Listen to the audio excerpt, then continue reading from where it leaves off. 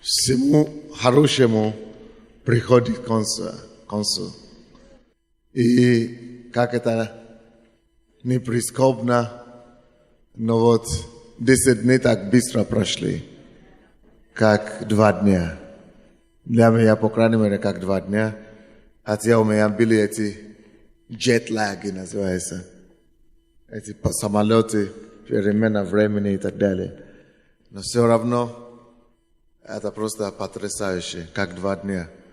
Но почему-то мне кажется, что пастор Белоножка считает, что у нас такого поста еще не было. Вот, и что многие пишут и благодарность. А я, наоборот, думаю, что чего-то не хватало. Мне лично, допустим, не хватало времени молитвы, прославления. Не знаю, мы будем это думать, как, чтобы было организовано, и чтобы хватало и то, и другое все равно. Не знаю, но я заеды, или как, заядный, кого назвать себя теперь? Заядный богоискатель. Поэтому, сидеть, просто слушать эти объявления, мне по моим системам не идет. Поэтому мне хочется идти. Поэтому надо подумать, как уменьшить некоторые времени для чтобы больше в духе быть. Но все равно я хочу сказать, что большое спасибо всей команде, которые организовали это потрясающее мероприятие. Кто-нибудь присоединяется со мной и говорит спасибо.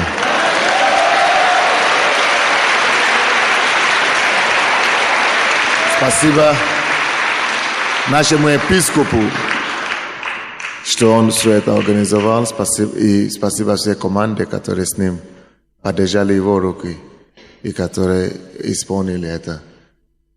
Хорошо, когда все устроено, и вы все только приезжаете, и все. Но это кто-то трудился над этим. Хорошо критиковать, и легче критиковать, что не так. Но ты возьми ответственность, сам попробуй сделать. Тогда ты поймешь, что это не так легко.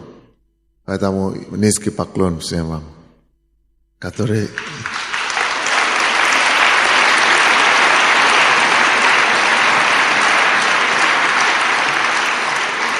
Это включает группу порядка, охраны, администрации, миссионерский центр, пасторы, проставление разные группы, операторы и так далее. Спасибо всем вам.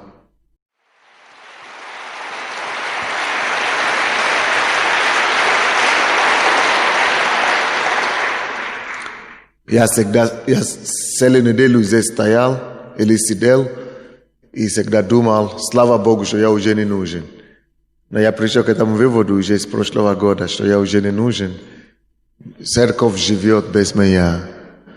И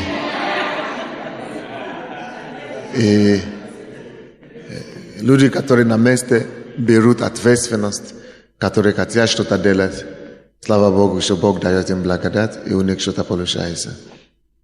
А то, что я есть, это просто уже бонус. Это просто уже бонус, как дополнительное, как поощрение как-то. Даже если меня нет, я так вижу, что все хорошо идет. Некоторые пастора ко мне подходили и говорили, что их группы прославления тоже не против было бы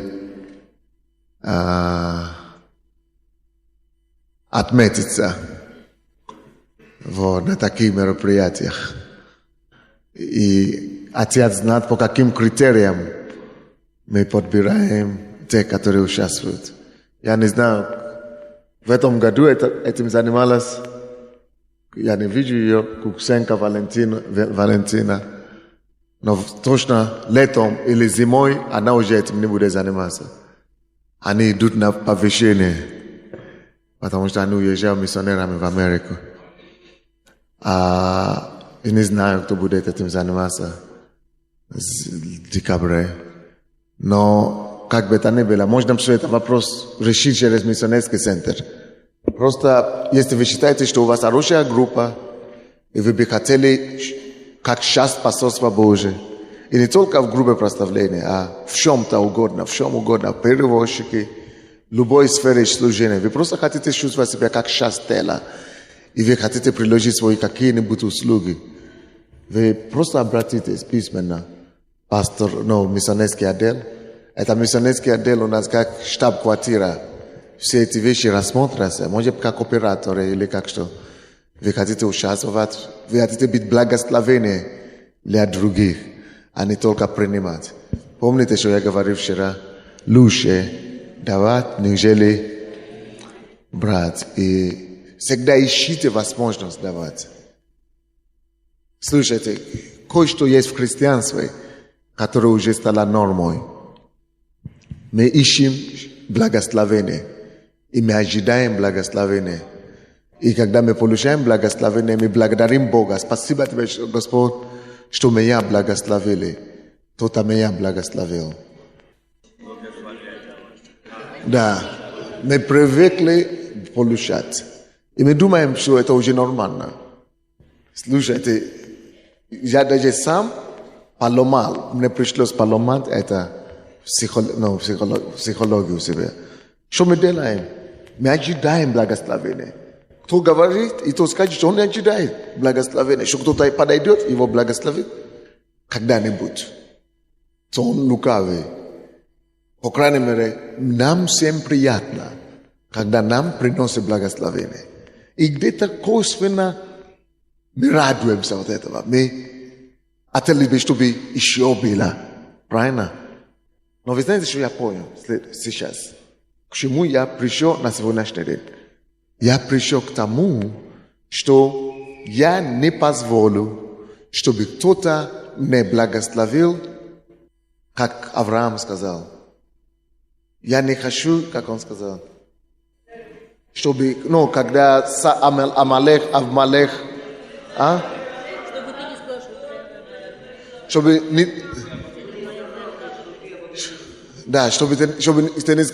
никто не сказал, что человек обогатил меня, да? Но даже не это, я хотел бы по-другому сказать.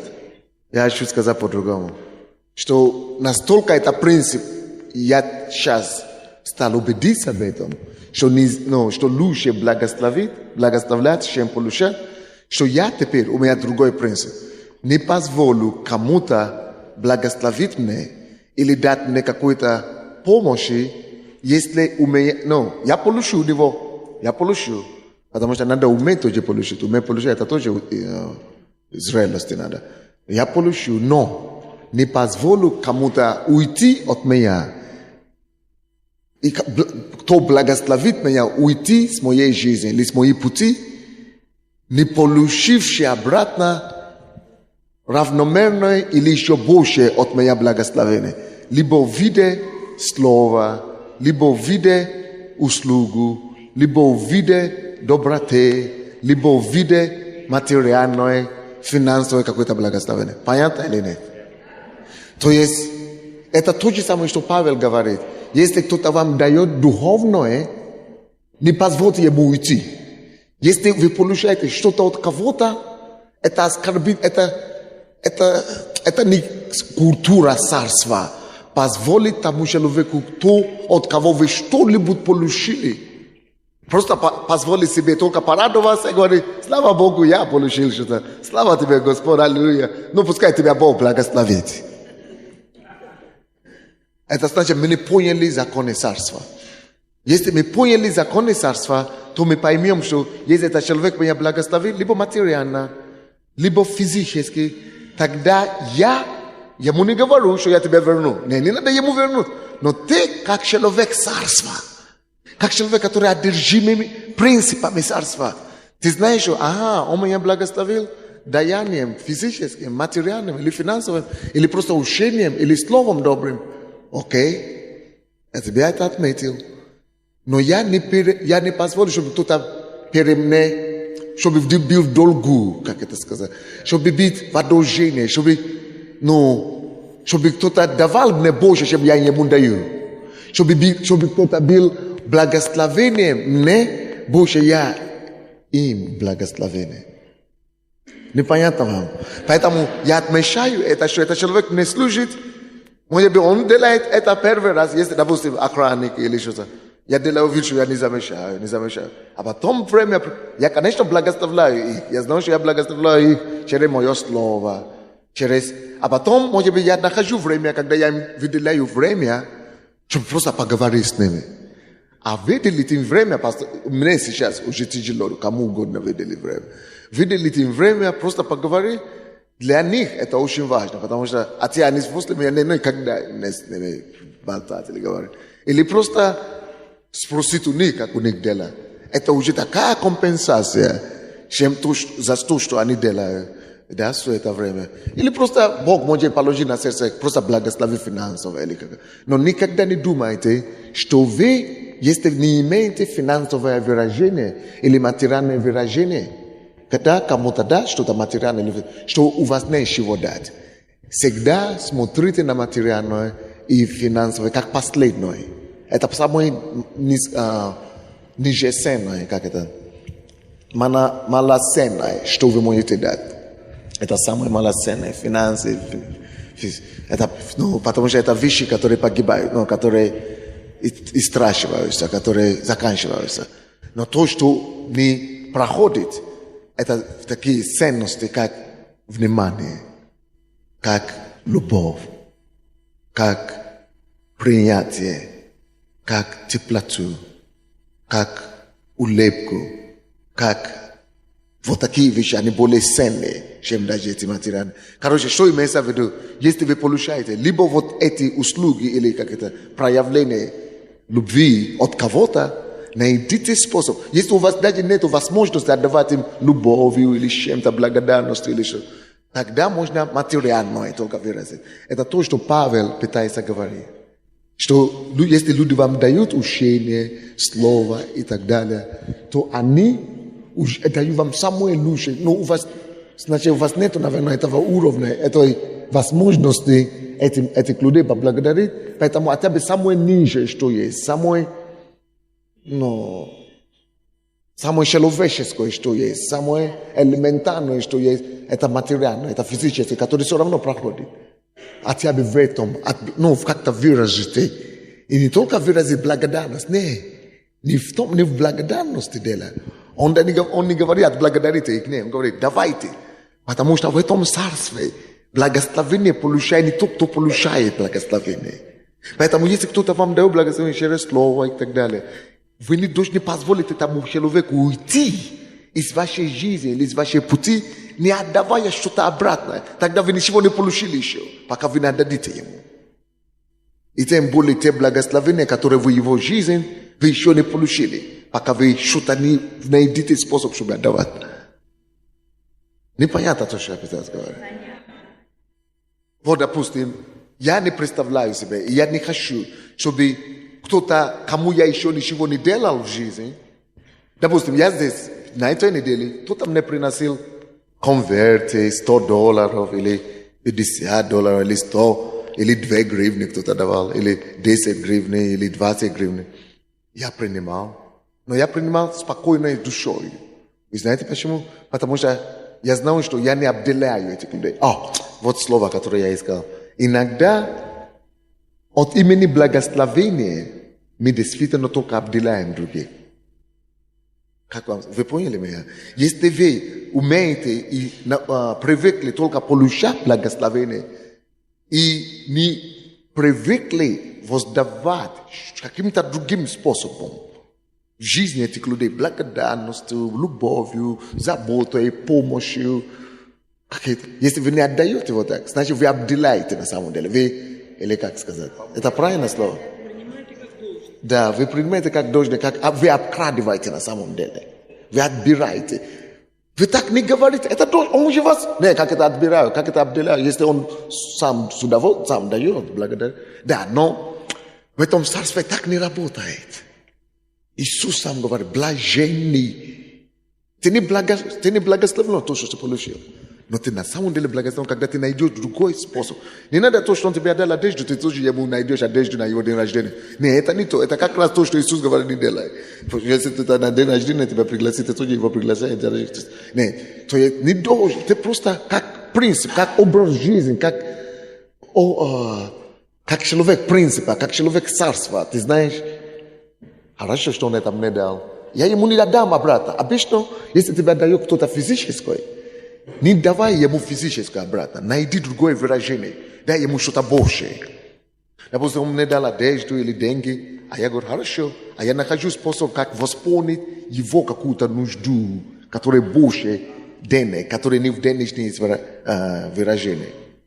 Но открыть ему двери, возможности, поговорить с ним, дать ему любовь, внимание, принятие. То есть много способов. То есть, короче, суть в том, что будьте людьми царства настолько, доверьте Слову Божьему настолько, что вы не позволяете принципу, вы не используете принципы Бога как прикрытие, как для себя, для своей эго, для самоудовлетворения, люди дают благословение, и я пользуюсь этим. Люди дают благословение, и я постоянно беру. А тебя никто не знает, что я пользуюсь этим, но я постоянно беру. Поэтому, когда люди дают мне вот эти деньги разные, я с удовольствием и спокойной душой беру. Потому что я знаю, что я успел что-то в них вложил. А не только это уже делаю как выражение, как обратная связь. То я успел, то моя душа спокойна. Для меня это только тогда радость, что я благословенный. Есть то, что они это мне дают, это только для меня подсказка, что ты для нас благословенный. Ты нам что-то дал. Слава Богу, что я вам что-то дал. Не то, что они хотят мне благословить, а они просто хотят мне сказать спасибо. За то, чего они получили от меня. То есть тогда у меня радость за это, что не то, что дают. Я не радуюсь за эти копейки или две. А радуюсь за отклики, резонанс моего даяния. Как резонанс моего даяния. То есть я вижу, что и тогда это получает мне радость. Но не радость того, что я получил, а радость того, что они мне дают понять, что я даю. И именно радость того, что я давал, мне дает больше, радует больше, чем то, что я сейчас получил. В тонкости это понятно нам или слишком тонко грани? То есть радую теперь не от этого $100. Не все равно за это. Я радую теперь, что человек этот приходит от благодарного сердца. Человек, он не говорит этим $100, что слушай, что я его благословил, что он благодарен за то, чего я вкладывал в его жизнь. Это понятно нам? Поэтому, допустим, мы с женой, когда мы куда-то приезжаем на проповедь, куда-то вообще первый раз, другой город или что, мы всегда приносим с собой. Проходите, пастор. А чего? Нету места или что?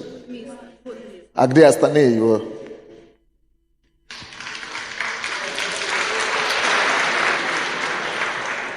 То есть, когда мы путешествуем, мы всегда приезжаем сначала. Мы знаем, что мы будем благословить, мы знаем, мы будем проповедовать, Бог будет делать чудеса, но мы заранее до того приносим подарки. Мы должны впереди, один шаг вперед, мы должны, потому что они будут принимать нас, они будут встречать на аэропорту, свой бензин, машина, они будут ухаживать за нами, снимать гостиниц и так. Поэтому до того, как мы что-то начнем принимать от них, мы подарок всегда. Моя жена всегда у меня нет мой костюм где положить. Она уже все заполнила своими подарками. Это она чуть-чуть меня научила это. Слава Богу за благочестивые жены. Ну, короче.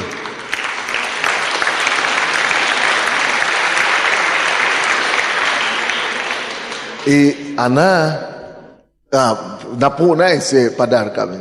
И мое первое, даже если она со мной не едет, мое первое задание это найти жену пастора или кого и дать от нас, это от нас, это от нас, это от нас. Потом, спокойно, что они тратят то на нас. А потом я уже в благословении для них. Так. То есть я стараюсь говорить, что не хочу, чтобы получить, мне неудобно. Такое благословение мне не нужно, что я получаю от вас, вы мне не знакомы, вы вообще меня не видели. Кто-то свидетельство, это чудо. Принесли мне что-то, а я, хорошо, что вы мне дали. Хорошо, что дали мне $1000, допустим. Но я вам ничего не делал в жизни. Либо я должен найти способ, как по-другому уже так благословить, чтобы он тоже знал, что я есть благословение. Почему это я все говорю? Жизнь не для... Вы помните проповедь, последнее помазание, которое было? Ключ чего, как мы говорим? Ключ счастья или великой жизни, да, или как мы говорили? Ключи или тайны. Тайны успешной жизни. О чем речь идет? В чем смысл жизни? Запомните, смысл жизни не в том, чтобы брать. Жизнь дана нам, чтобы мы могли послужить. Жизнь, в чем смысл жизни? Жизнь это возможность своей жизнью, своим талантом, своей способностью послужить. Смысл жизни заключается в том, чтобы давать жизнь. Поэтому мы рождаем детей. Давать любовь, не брать любовь. Давать понимание, давать, не брать. Как только что вы фокусируетесь на то, что смысл жизни это брать, у вас перекошенная будет жизнь. Хотите, не хотите.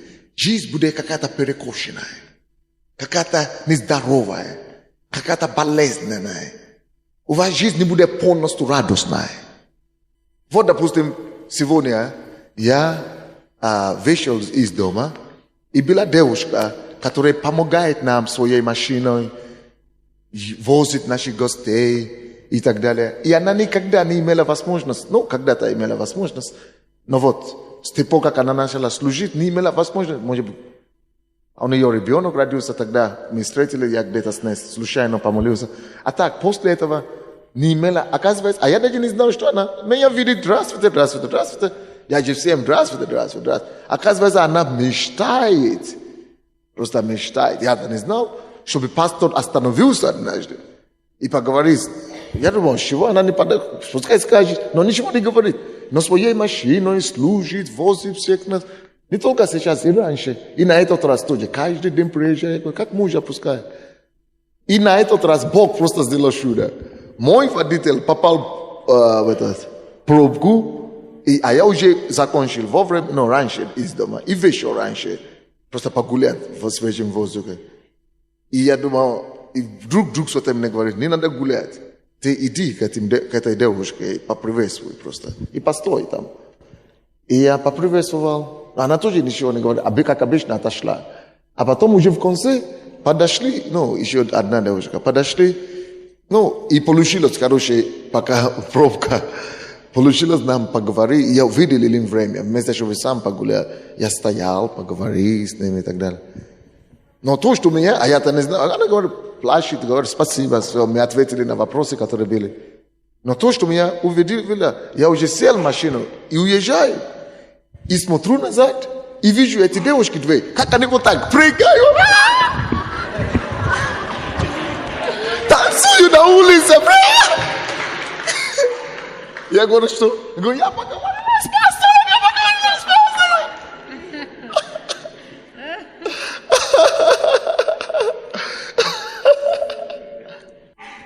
Допустим, она служит и служила машиной, материальной, да? Я же ничего материального не отдал ей. Но оказывается, такие вещи, иногда они более ценные. Иногда для души человека, для личности, они не важнее, чем эти материальные вещи. Кто-нибудь слышит меня или нет? И я рад, что наконец-то есть чем отблагодарить вот это. Вот то же самое, как эти девушки, да? Они хотели только одно – фотографироваться с пастором. Фотографироваться и все. Можно ездить и ездить. Сколько угодно. Вроде бы такие пустяки, вы скажете, пустяки. Я тоже думаю, для меня особенно. Для меня это такие пустяки, если честно. Я, честно говоря, я не люблю такие вещи. Но я что поделаешь? Надо делать.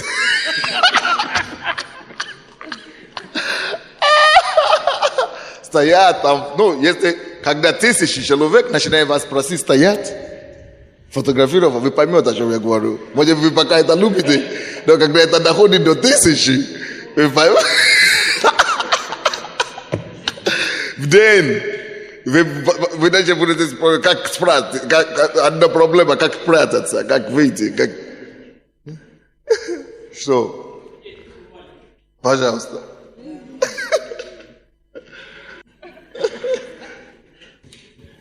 Как важно, что пастор нам доносит вот такие тонкости.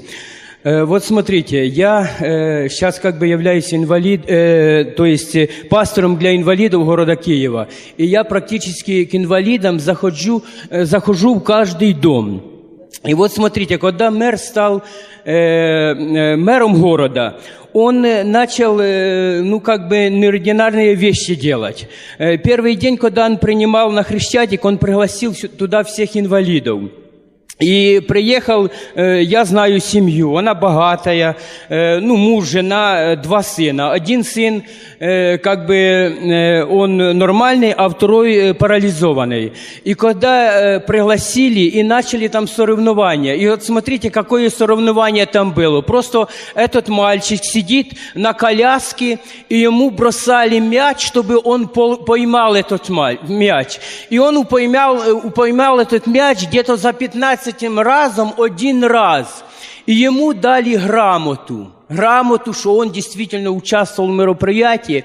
И если бы вы знали, какая радость была в этой семье, они сделали торжество, они плакали, они повесили в рамку эту грамоту, да, и они говорили, что это лучшего мэра не бывает. Захожу к другому инвалиду, да, этот инвалид, мужчина, он уже пожилый, тоже обеспеченный, но мэр города, ему уже звонил в его администрации несколько раз и спрашивает: Николай Иванович, как ваши дела?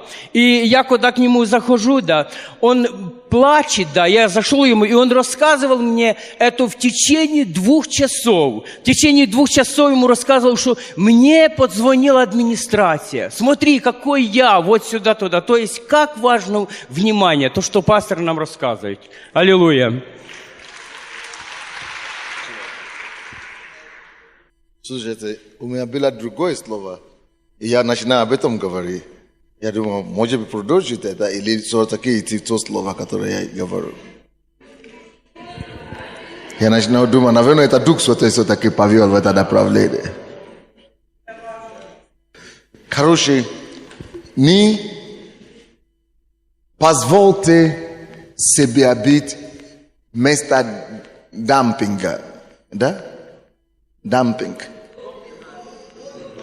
Не допинг, дампинг, демпинг. Свалка. Ну, свалка это такая, такая, более мусорная корзина. Но более современная, это демпинг называется, да? Кто экономисты здесь или кто бизнесмены? А? Не. Демпинг это где, это куда? Не, демпинг это где, слушайте, я вам сброс. Не, тише. Что такое демпинг? Демпинг имеет 2 значения. Либо изобилие забора, чтобы снижать цены, или другой. Демпинг, который я имею в виду, это когда богатые страны, когда у них слишком много продуктов, аграрных, сельскохозяйственных или товары, они его либо сжигать могут, Но либо уничтожать, либо похоронить, либо уничтожить. Либо найти страны, где люди нищие или люди не понимают право от левого. И все медицины, медикаменты, которые просрочены, они туда возят. И эти люди еще за него, не платят ничего, но бесплатно, как бы гуманитарные помощи. Но это просроченные фармацевтические это самое, потому что им надо куда-то демпинговать. Им нужно куда-то сбрасывать. То есть демпинг, то есть мусора не хватает у них, мусорный казен не хватает в стране. И они туда, в эти страны туда возят. Чтобы не тратить деньги на утилизацию, и они делают дампинг. Чтобы не тратить деньги на уничтожение, на утилизацию. Прославить эти одежды, эти все, которые уже все никто не покупает. Понятно, да? Вот слушайте. Что такое демпинг? Почему я говорю, что не будете этим демпингом? Имеется в виду, что не будете той страной, не будете теми людьми, которые только другие дают, а ведь как демпинг, вместо приема помощи. Дайте. Вы понимаете, что я имею в виду? Не будьте вместо точки демпинга, не будьте такой, что некуда люди, вы ничего не отдаете здоровое. И только всех вас дают, вы радуетесь, не дают. Видите? Радуйся. А тот, кто дает, обогащается, оздоровляется. Не будьте демпингом. Dumping ground. Не будьте вместо зоной демпинга. Давайте будьте источником. Иисус говорит, что кто верит в меня, из него будет что? Течь источник. Он не говорит, что в него будет течь воду. Потому что Богу это не интересно, чтобы тебе только туда поглощало. Потому что это не натура Бога. Принимать только. Он говорит, нет, от него, из него. Если ты действительно его знаешь, если ты действительно ко мне пришел, приходящий ко мне из него, если ты действительно ко мне пришел, если действительно меня знаешь, от тебя, из тебя будет течь. Если я действительно в тебе есть, если я Дух Святой в тебе, потому что Дух Святой будет только тебя побуждать давать. Из тебя будет течь источник. Поэтому пускай наша с вами жизнь, выходя с этого поста, станет этого источника, от которого все течет. Не демпинг гранд, а источник, от которого течет все. Если вы не примете это решение, начинать давать другим жизнь, не ожидайте особой жизни от кого. И не ожидайте особый результат от этого поста. Этот пост будет иметь результат только когда мы примем решение, что отсюда уходящие начнем агрессивно давать то, что мы получили здесь. Либо это в слове, либо это в проповеди, либо это в откровении. Когда мы начнем делиться то, что мы здесь получили, тогда мы и можем рассчитываться на что-то. Вторая книга Царств, 7 глава, 3 по 5 стихи. Вторая книга Царств, я говорю, вторая книга Царства? Нет, это на английском, Second Kings. А на русском это у нас будет 4 книга Царств. Прошу прощения. 4 книга Царств, 7 глава, 3 по 5 стихи. Второй это самое, аминь, 4. Да. 4, скажите, да, какой. 4 Царств, 7 глава, с 3 по 5 стих. 4 человека, прокаженных, находились при входе в ворота, и говорили они друг другу: что нам сидеть здесь, ожидая смерти? Если решится нам пойти в город, то в городе голод, и мы там умрем. Если же сидеть здесь, то тоже умрем. Пойдем лучше в стан сирийский. Если оставят нас в живых, будем жить, а если умертвят, умрем. И встали в сумерки, чтобы пойти в стан сирийский, и пришли к краю стана сирийского, и вот нет там ни одного человека. Вы знаете эту историю все. Хочу проповедовать на сегодня о том, что если, такую проповедь, давайте я подумаю, ничего не изменится, если не начнете действовать или что-то делать. Ничего не изменится, пока не начнем что-то делать. Ничего не изменится, пока не начнем что-то делать. Ничего не изменится, пока не начнем действовать. Это важно. Эти прокаженные были евреями, израильтянами. Они верили Богу. Вся Израиль в это время молились Богу за избавление. Но вся страна, которая молилась Богу за избавление, сидели в городах своих, в какие-то крепости свои. Но вся страна молилась, потому что за избавление, чтобы Бог избавили, постились, молились и ждали избавления. Вы знаете, Бог не может перешагнуть или перепрыгнуть через законы природы. Законы есть, которые сам Бог придумал и повинен послушаться. Сам Бог должен слушаться этому его закону. А этот закон, один из них, такой закон говорит, ничего не происходит в жизни, если не будет действия, усилия приложено. Если не применять усилия, ничего не произойдет просто само собой. Ничего не происходит само по себе. Есть следствие, значит есть причина. Если мы видим что-то, значит что-то ответственный за это. Иисус, Бог, это поставил, это закон природы.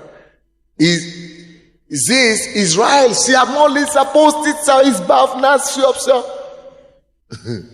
Вся страна миллион. И Бог ни до кого из них не дошло, что этот закон, даже сколько бы ты не молился и постился, Бог не перепрыгнет этот закон, и пока кто-то не начнет что-то делать, пока кто-то не начнет какие-то движения делать, не будет избавления Израилю. И вы знаете, кого Бог нашел, чтобы начинать что-то делать? Прокаженных. Бог выходит из стана, из города, где миллионы сидят, и находит простых, вообще, тех людей, кого не принимали уже в город, те, кого уже не принимали в общество, те, которые уже как бы считали как мусор, как отбросок общества, отброски. Просто там уже умирали. Именно эти поняли принцип и закон творения, что ничего не будет само по себе, и ничего никогда не произойдет. Мы можем молиться, мы можем поститься, мы можем провозглашать, пока мы не начнем чего-то делать. И они сказали, какая разница? Здесь останемся, как все, не будем ничего делать, умрем. Но если что-то будем начинать делать, хотя бы наша совесть успокоится, что хотя бы мы начали что-то делать. Именно когда они начали что-то делать, двигаться в этом направлении, Божья, вот как чудо происходит. Божья сверхъестественная сила произвела чудеса. Тогда Бог усилил шум от их хропот, от их хождения, движения их, то, что они ползались. И Бог настолько это усилил, чудо, это уже чудо, что эти враги ассирийские или кто думали, что это целая армия пришла на помощь Израиля. Вот чудо. Теперь, к чему я веду? Слушайте, теперь слушайте, это напишите. Молитва дает нам ответы, но решение дает нам действие. Напишите, это очень важно. Или ответы в духовном мире, ответ уже есть. В духовном мире, или ответы приходят через молитву. Но решение вопроса приходит через действия, конкретные действия. Допустим, Бог уже принял решение тебя благословить. $1000. Но кто из вас знает, Боже мой, помогите мне, что пока кто-то не принесет это $1000, не даст вам, Бог сам с неба не принесет. Хотя Он уже ответил на ваш вопрос. Ответы приходят через молитвы, но конкретные действия, или как я там говорю, решение. Как? Результаты через действие. Да, но результаты через действие. Как бы ответ через молитвы, но результаты и решения только через действие. Результаты и решения только через чего? Результат этого постать наше не будет. Пока мы не приедем и начнем действовать по тем откровениям, по тем истинам, которые Господь нас учил здесь. Мы думаем, мы радуемся, аллилуйя, Бог уже ответил. Да, ответ есть, но решение, результата не будет, если не будет действия. У Израиля Бог уже давно услышал эти молитвы. Но слава Богу, что Он нашел каких-то сколько их, 4 или сколько, прокаженных, которые решили действовать. Мы говорили на этой неделе об инвестициях. Мы говорили на этой неделе о финансах. Кто из вас, мы говорили о том клуб 1000 миллионеров. Кто из вас знает, что это слово не сбудется у вас в жизни? При условии только если вы начнете.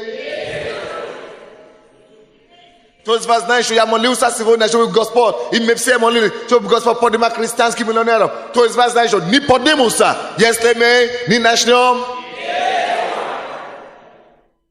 Ответ это уже есть в духовном мире. Но ничего не будет. Кто-то другой будет в Запорожье, Казахстане, где-то, это потому что он действует. А это же по нашей молитве. Это не он молился, это мы промолили это все по Украине. В Крыму он пожинает, а мы, которые молились здесь, мучаемся все еще, храпим. Потому что когда все наши молитвы, которые мы здесь молимся, когда мы молимся вот так, мы открываем не только нашу жизнь для благословения, мы открываем всю христианство, всю страну. Мы открываем все церковь. И эти люди, которые даже здесь нету, но мы покрываем их нашей молитвы. Они из других церквей, неважно. Мы промолились для всех. И если они будут действовать, хотя их не было на посту, у них будут результаты, а у нас не будут. Дошло, да? Скажи мне, что до тебя дошло. Почему ты засмеялся? Расскажи. Но я понял, что главное просто делать, а что духовный мир, наша церковь может покрыть над всеми церквями, над всей страной, над всей землей. Ну, то есть мы молимся, а кто-то что-то делает. Супер духовные. Ну, надо что-то делать, что говорить. Но я понял, что вот мы много молимся, у нас здесь пост, то есть мы покрываем, там, прорываемся через духовный мир полностью, а этим прорывом может любой воспользоваться, начнет делать, потому что это же, ну, мы христиане, мы для всех делаем, ну, я так понимаю. Любой воспользуется, а потому что мы не воспользуемся, будем потом завидовать это. И ты начнешь говорить, слушай, он же на служение не ходит. Он попадает на работу, но у него получается. А потом ты, который только и спит в церкви, ходи к нему попросить, попрощай решить. Потому что ты не делаешь ничего. Проблема. Религиозность, супердуховно, как он говорит. А? Бесплотный. Как? Суперлен называется, не супердуховность, молодец. Это я еще не слышал. Суперлен говорит. Это как я видел в Африке. Я был в Африке. Все говорят, мы молимся за пробуждение нашей страны. Все ночные молитвы и так далее. А я говорю, сколько вы воспитываете в своей церкви политиков? Ну, кто-то там, какой-то брат там выбирается. Сколько вы воспитываете, сколько вы поднимаете, сколько... Ну, проблема. Ты не воспитываешь те, которые должны изменить страну. Кто из вас знает, что мы молились за Украину на этой неделе? И кто из вас знает, что Украина не изменится?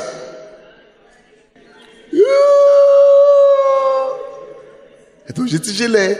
Не изменится, пока мы не пошлем богобоязненных праведников, чтобы творить правду. Беззаконники не могут творить правду, только праведники могут творить правду. Поэтому каждый должен войти в свою землю обетования. Каждый должен войти в свое призвание. Каждый должен пойти туда, куда Бог его посылает.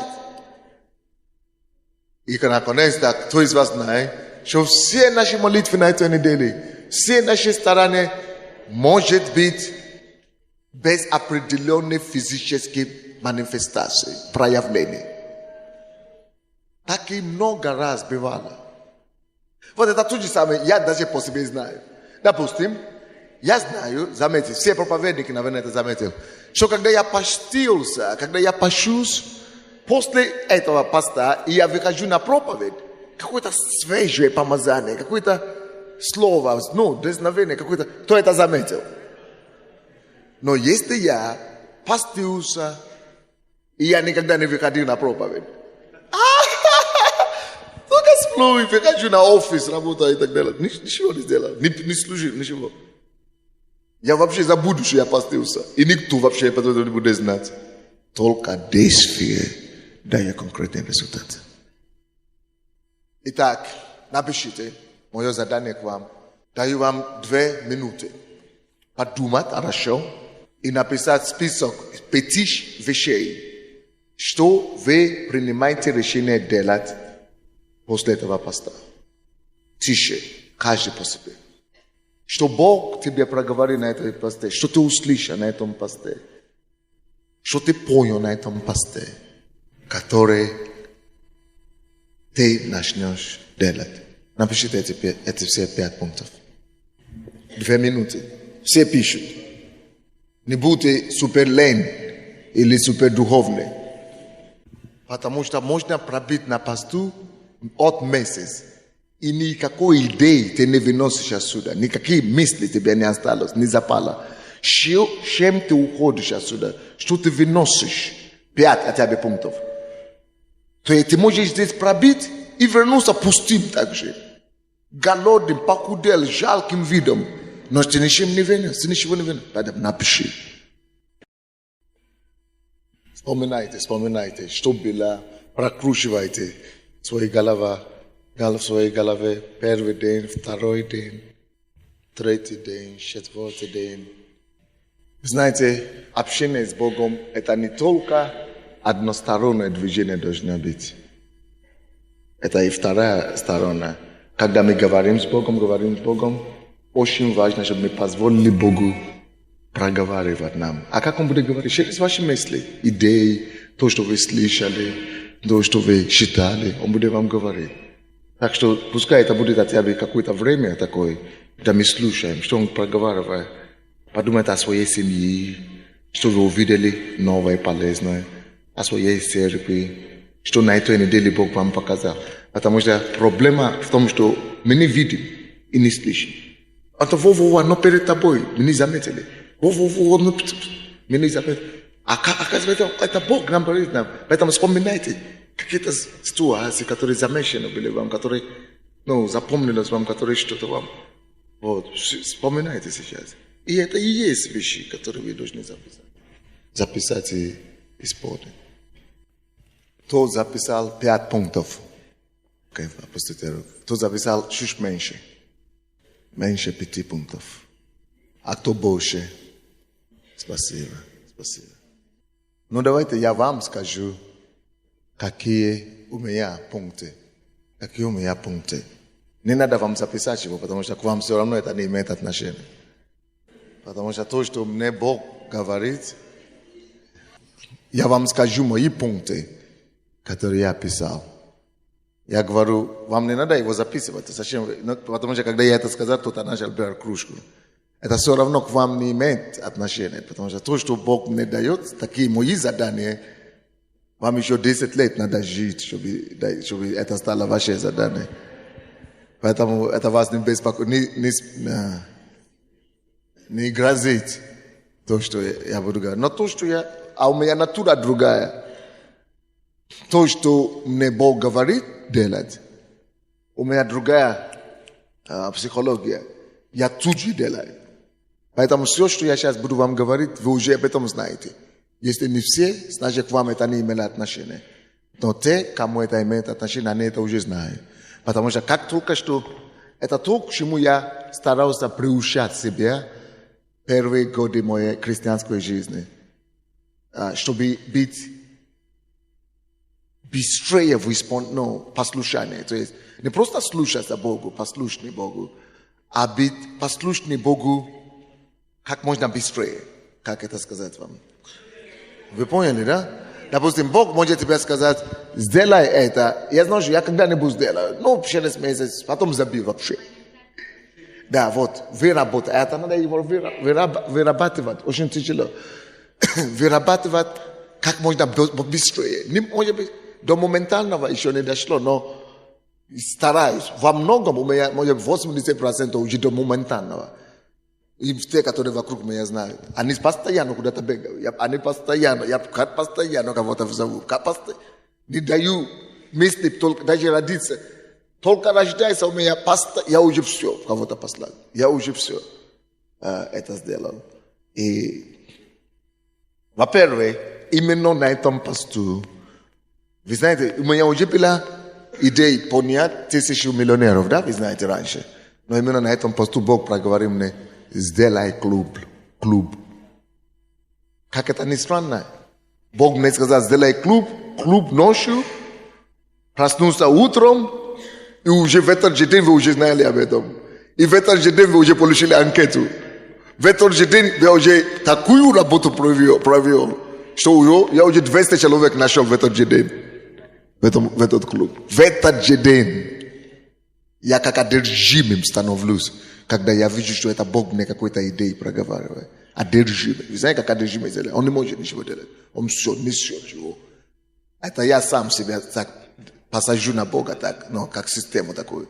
Чтобы стать сумасшедшим. Не есть, ничего не интересно. Пока это не делает.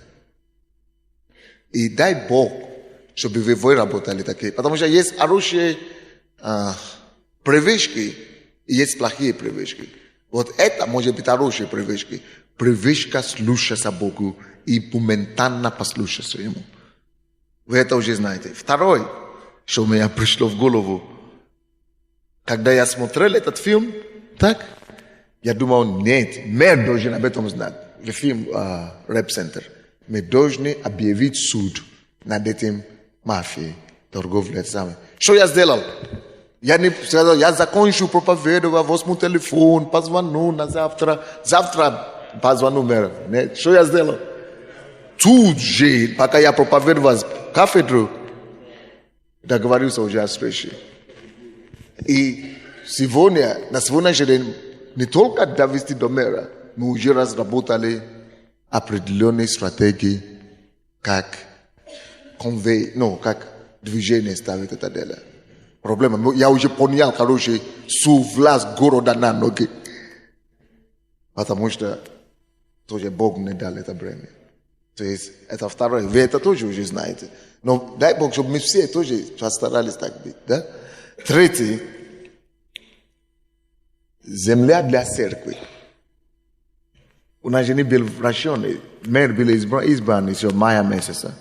Но именно во время этого поста я сказал пастору Софии, соберите. Разговаривал в воскресенье с мэром, он говорит, придите ко мне, пришлите Софию или кого-нибудь.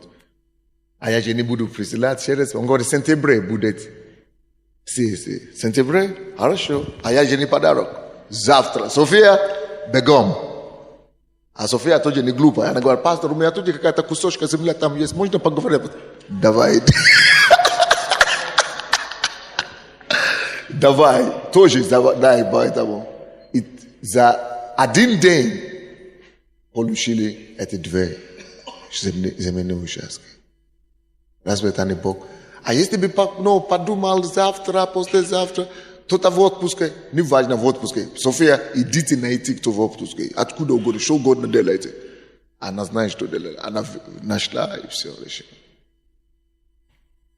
Ну, конечно, надо, чтобы это еще прошло сессии, надо молиться об этом. Но то, что мы от нашей стороны зависит, мы это делаем.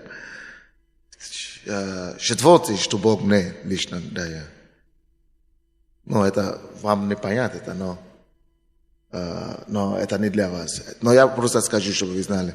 Это у меня сейчас, я веду переговоры, пока я здесь. Бог мне дал это добро, вести переговоры какими-то американскими издательствами о том, чтобы они издавали мои книги и мои проповеди, кассеты и видео. Они хотят ставить на телевизор 24 часа, компьютерный, онлайн называется, онлайн. Ну, это я уже все это решил. Бог мне положил на сердце. И все это тоже бесплатно. Бог будет делать. То есть Бог говорит, ты выходишь и все делается. Пока мы здесь, на этом посту. Следующее. Бог мне во сне говорил, 30 тысяч мужчин, надо, чтобы вы поняли. На следующий день я сюда пришел, все, уже не надо добровольно, как у нас было, когда человек просто добровольность, или как там, самовольность, или как это, не самовольность? Самодеятельность. Нам не надо уже самодеятельности, которую мы делаем на конференции, в Москве, и так далее. Кто хочет придет, хочет не придет. Без самодеятельности. Каждая церковь должна посылать делегации. Все. Мы будем работать только в системе делегации. Кто не послал делегации, надо мне дать список. Того я отмечу. Не надо ничего сказать, но я буду знать. Кто со мной, кто не со мной. Иисус говорит, что кто с вами, аминь. Кто не с вами, тот против вас. Но я им не скажу ничего, но я только буду знать для информации.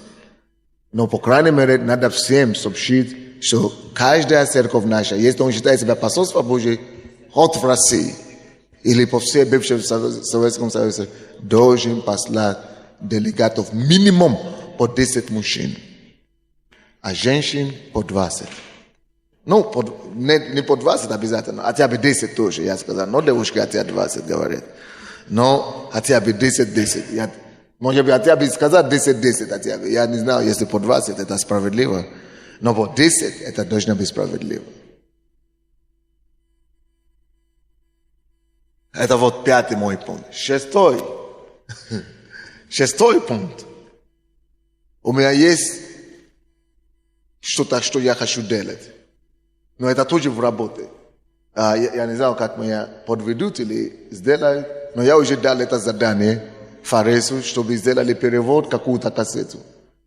Эта кассета будет ударнейшая кассета.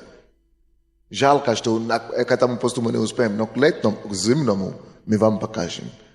Но мне нужно делать очень много работы. Мне нужно... Это какая-то кассета реформации, трансформации. Вы знаете, какие трансформации раньше были, да? Но это совсем другая. Это одна кассета трансформации, которая говорит о трансформации политики. Мне надо это передать. Опять нашим политикам. Трансформации в бизнесе. Мне надо это передать бизнесменам. Трансформации в тюрьмах. Мне надо нашим лидерам передать. И другие. Вот эта кассета нужна. И мне нужно... Я уже работаю над этим. То есть моя сфера. Есть то, что я должен делать. Я знаю, что делать. Я не все эти вещи, результата еще нет. Но я уже запустил. То есть я знаю, что ответ уже есть, результат уже есть.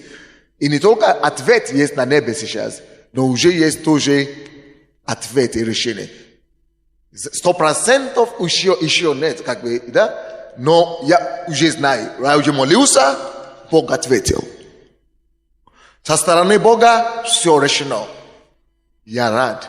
Я благодарен Ему, я признателен Ему, я верю Ему. Все. Теперь с моей стороны я должен начинать все делать, как будто все от меня только и зависит. Я уже начал, запустил это дело. Теперь у меня даже нету грамма сомнения. Вот откуда вера. Что все это уже сделано. Вера без дел мертва. Теперь из всего того, что вы написали, кто из вас знает, какие шаги ему уже начинает предпринимать. Поднимите ваши руки. Вы уже знали, что делать по этим пунктам, которые вы писали. Да? Ясно вам, да? Если вы их будете делать, то мне скажет, что у этих людей, которые поднимали руки, что они знают, что делать, да? Кто из вас согласится со мной, что у них не надо уже догадываться, что будет ли у них результат, у них будет свидетельство. Кто из вас знает, что будет свидетельство? Будет свидетельство. Почему? Откуда у нас основание, что будет свидетельство? Во-первых, мы здесь молились об этом.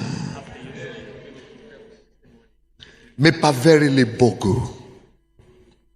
Он услышал нас.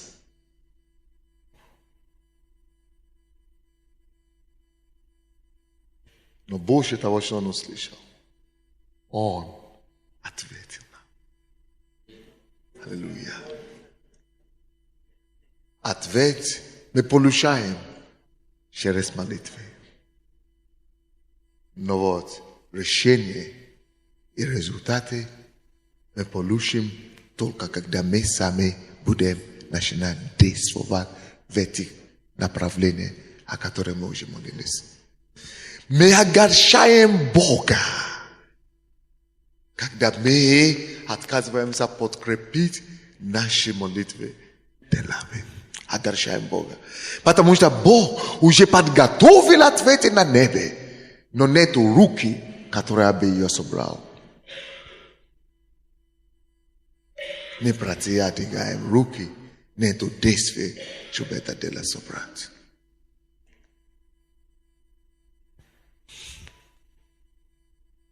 Видите?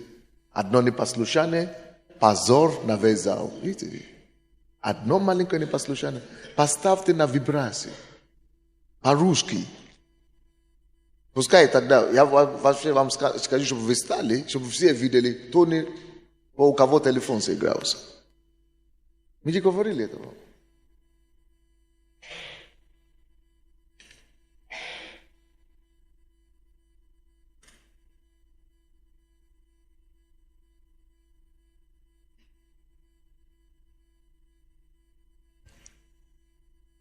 Все, наверное, все, хватит вам.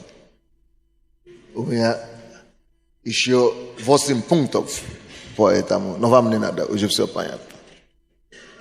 Одно слово хватит для мудрого.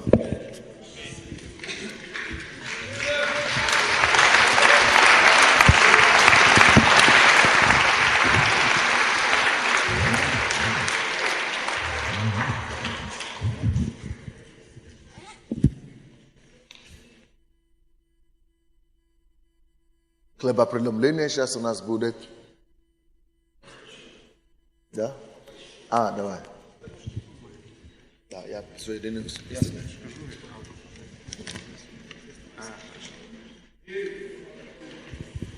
Здесь передали просьбу молитвенную, и пастор уже читал ее и знает об этом. Брат Илья выпал из 6-го этажа, лежит в реанимации в тяжелом состоянии.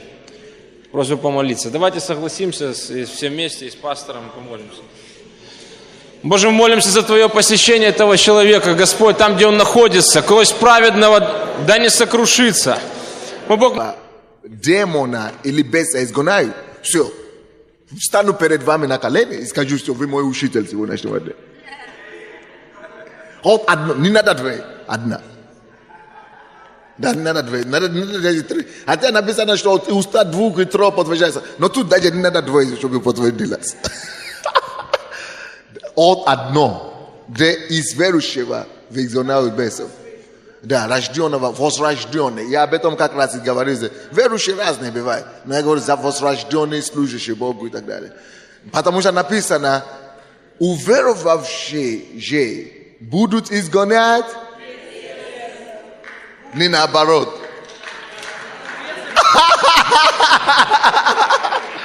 Не наоборот, что из верующих будут изгонять. Нет. Мы поменяли Библию вообще. Мы его свернули сверх ногами. Потому что мы хотим эмоции. Мы хотим, чтобы люди подумали, что мы помазаны. Крутится. Я им говорю, слушайте, эти все церковные бесы. Поедь со мной в Африку. Это церковные бесы. Я не верю в эти церковные бесы. Выйди из церкви. Пойдем в цыганский табор в Украине.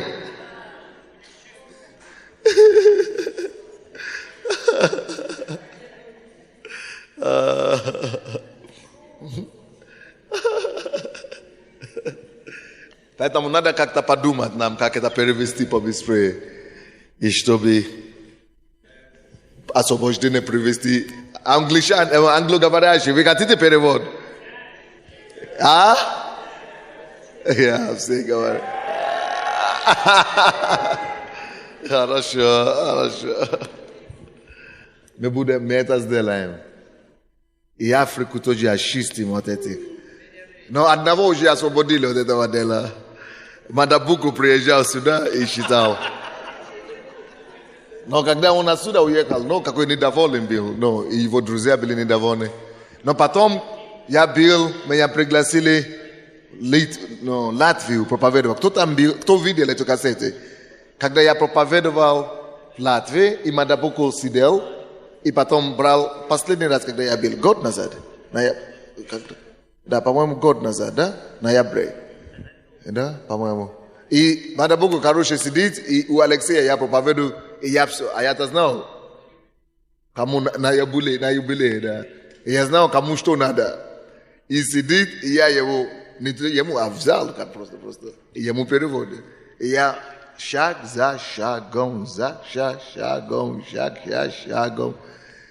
Не дали час, но я взял 2 часа, но ничего. Меня там не перебивают. Но сделал свою работу. И довел, после того, как это слово закончил, Кен Ульмер, который проповедовал у нас, тот пришел и просто упал на колени и говорит, молись за меня, плачь. Молился за него. И Мадабуку прибежал, говорит, пастор, он держал меня, наверное, минут 7. Спасибо. Обнимай. Спасибо. Потом подошел Алексей, дай мне микрофон. Я хочу что-то сказать. И вышел на сцену. Кассета есть. И вышел на сцену. И говорит, слушайте, я хочу вам сказать, что я не служитель освобождения. Человек отрекся. Когда свет приходит, все. Он больше не служитель освобождения.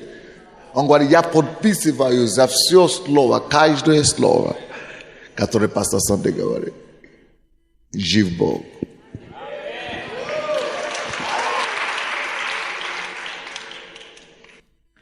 Потому что, когда люди не поставлены в хорошие доктринальных оснований самого начала и христианства, но они успели стать большими, они стали большими неисправленными. Когда человек растет, допустим, какими-то, калеки, или какие-то, неполноценности, дефекты. И он, так и есть духовно. И он не успел эти дефекты поправлять. Он становится взрослым, и все думают, он же взрослый, значит он авторитет. Он же большой, значит он авторитет.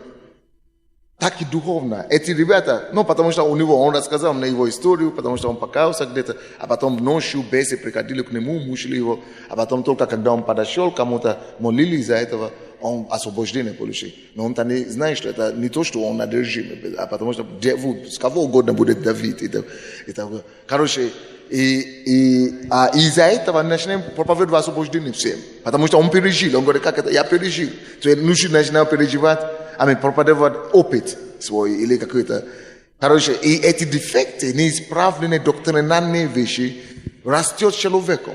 Кто-то начинает тебе говорить, но я же вижу, это же человек верующий, лидер, но у него вечно, явно при моих глазах. Но это опыт, ты проповедуешь, не опыт, мы призваны проповедовать.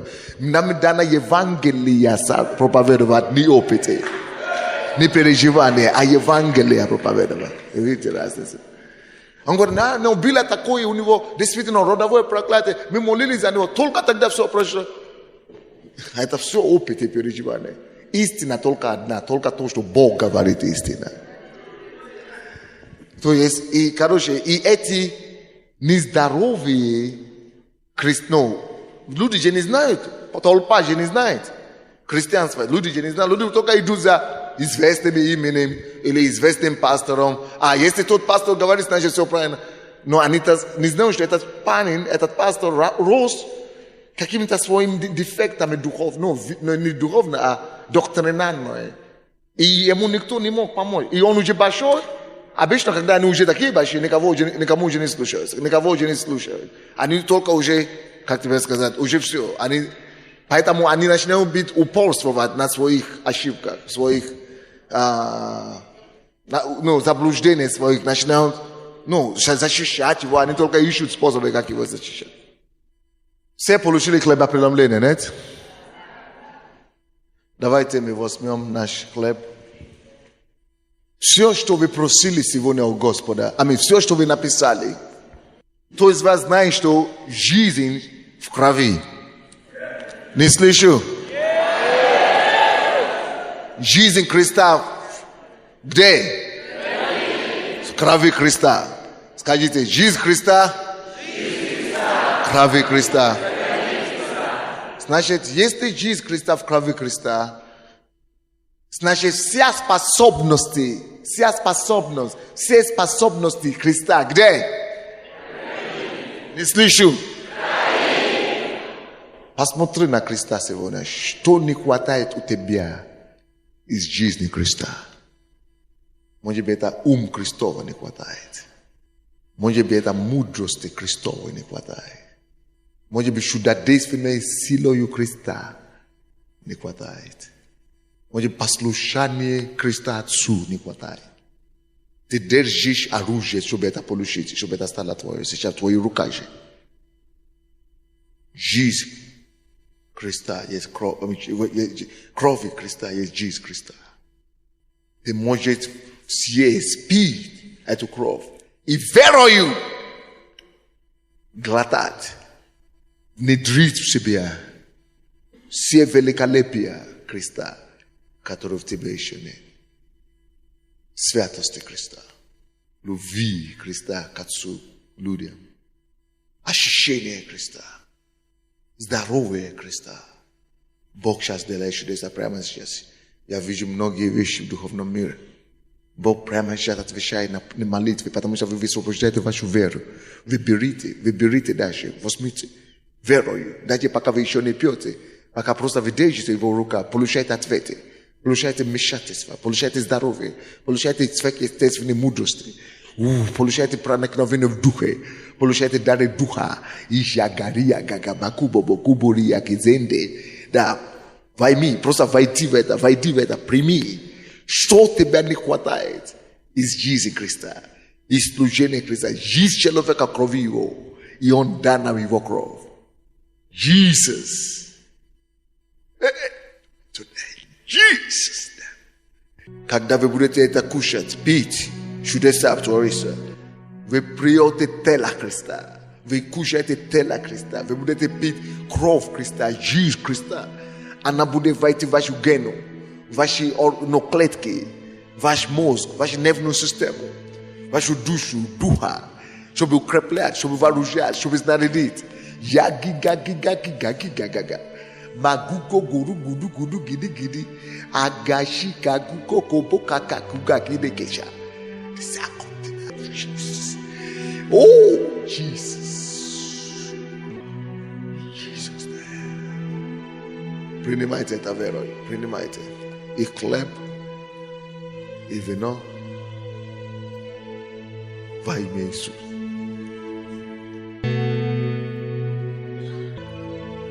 Кто из вас знает, что также в этом случае это все не будет так у вас автоматом, пока вы не начнете что? Господь, мы подкрепляем это все Твоим благословением. Мы получили Твою натуру, мы получили Твой образ, мы получили Твою благодать, мы получили Твою жизнь, мы получили Твое естество, мы получили Твою любовь, мы получили Твое отношение с Отцом.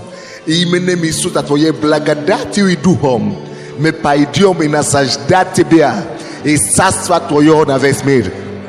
Положите одну руку на себе, вторую на голову, одну и другую Господу. Именем Иисуса.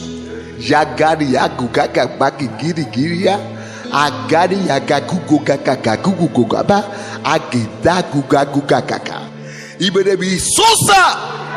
Мы пронзаем этот зал. Мы пронзаем каждого человека. Реальности жизни Иисуса Христа. Именем Иисуса.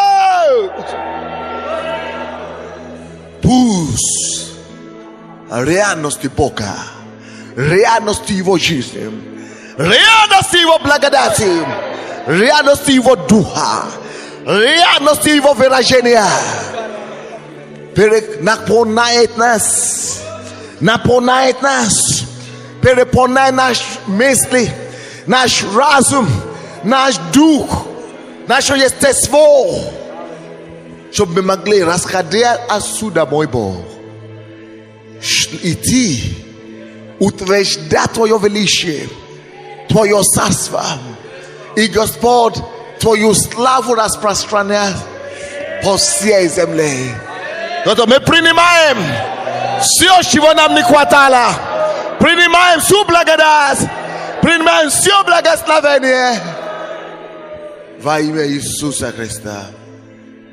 И весь народ Божий скажет. Аминь. Будем радоваться. Воскликните Богу. Веселись Богу. Радуйся Богу.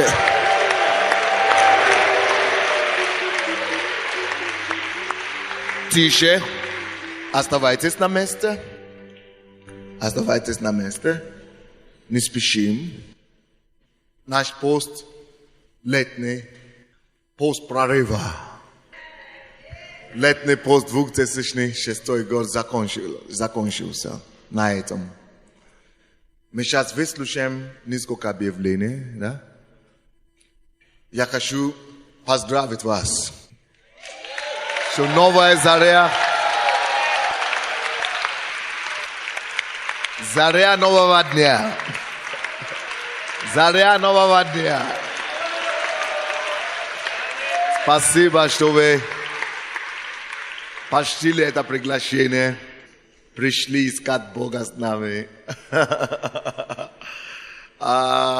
Друзья мои, счастье Бога, естество Бога уходит отсюда с нами. Мы уносим счастье Бога с собой. Мы увозим отсюда Его естество с собой. Так что поздравляю вас.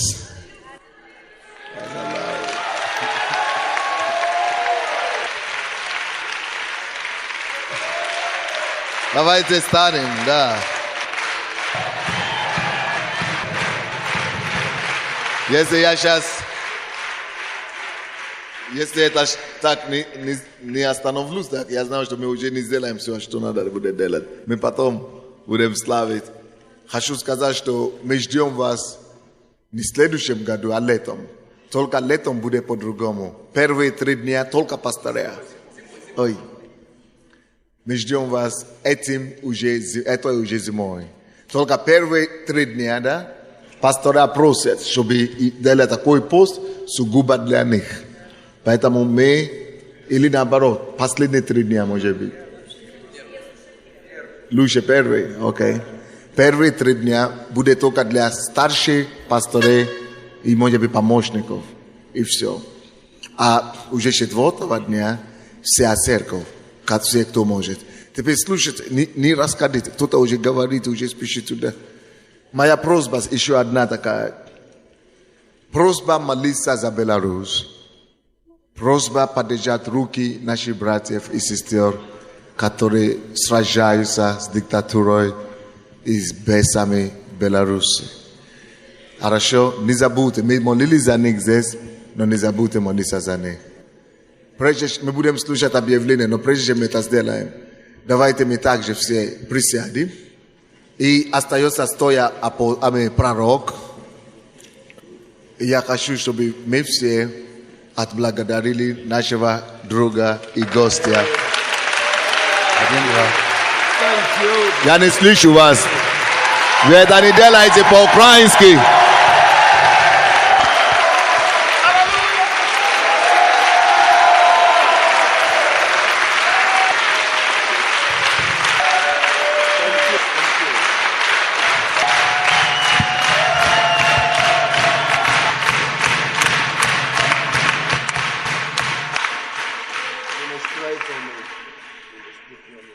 Он говорит, молитесь за меня также. Хорошо, в вашей молитвенной жизни вспоминайте меня, говорит.